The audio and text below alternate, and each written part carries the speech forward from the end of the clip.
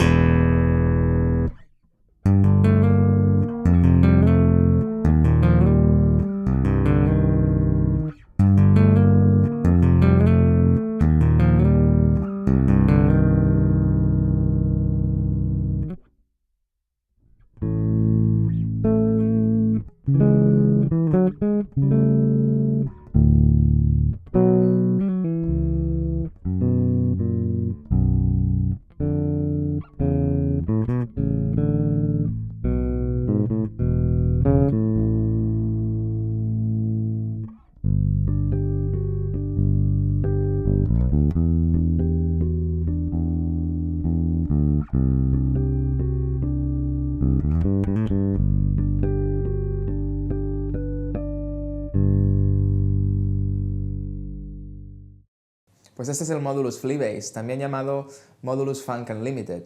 Y es que cuando Flea dejó de ser endorser de Modulus, la marca tuvo que rebautizar el modelo, entonces lo llamó Funk Unlimited, pero es básicamente el mismo bajo. La única diferencia, creo, es la forma del clavijero, que cambia un pelín en el Funk Unlimited, pero vamos, que es lo mismo. Este es el bajo que Flea lleva utilizando con los Red Hot desde el año 97, ¿vale? Con un bajo como este, Flea ha grabado los álbumes Californication, By the Way, Stadium Arcadium y el último disco I'm With You. Y sigue utilizando este bajo, o sea que supongo que el próximo disco también lo grabará con un Modulus. Es un bajo basado en un Music Man Stingray. El cuerpo es de fresno, la pastilla es tipo Music Man, está en la misma posición que en un Music Man Stingray.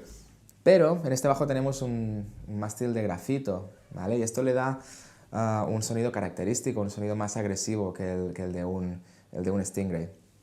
Pero bueno, si estáis buscando el sonido de Flea y no podéis permitiros compraros un Modulus, primera porque es muy caro y segunda porque es muy difícil de encontrar, yo siempre digo, la segunda opción siempre es un Music Man Stingray. Va a sonar parecido, la verdad que suena muy parecido.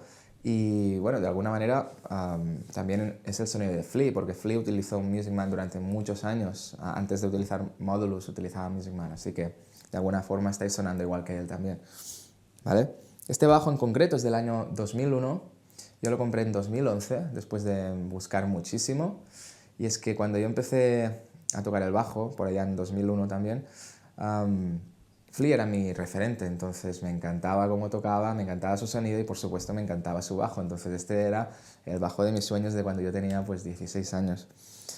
En esa época, Flea estaba haciendo la gira del Californication con un bajo igual que este, el mismo color, gris purpurina, y también uno que era azul purpurina, pero bueno, a mí me gustaba más el gris purpurina, y bueno, no paré hasta conseguirlo. Esto fue en 2011.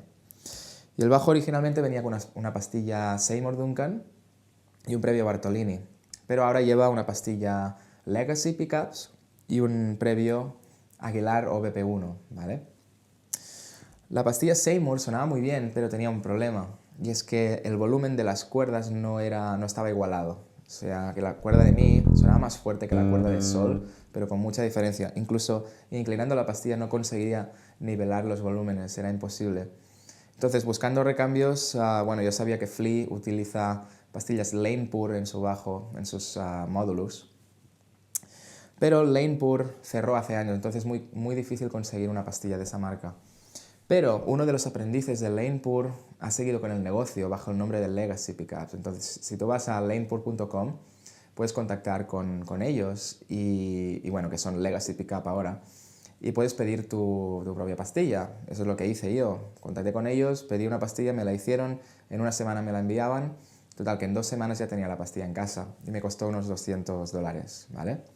Es una muy buena pastilla, el volumen de las cuerdas está mucho mejor igualado, está perfecto. Y el sonido es quizá mejor que el de la Seymour Duncan, para mi gusto. Suena más profundo, suena más meloso, la verdad que suena muy bien. El previo original, el Bartolini, me daba problemas de ruido. Y es la segunda vez que me pasa con un previo Bartolini, o sea que para mí, según mi experiencia, los previos Bartolini no son muy fiables, que digamos, pero bueno. En este caso he montado el Aguilar OBP1, que también es el previo que utiliza Flea en sus módulos. Tenemos un realce de agudos y un realce de graves. Si lo pongo al mínimo, los agudos y los graves al mínimo, tenemos este sonido. Ahora los agudos, los medios y los graves están a igual volumen, por lo tanto suena un pelín más medioso que las muestras de audio que habéis escuchado al principio del vídeo, porque las he tocado con los agudos y los medios, los agudos y los graves a la mitad, ¿vale? Es este sonido.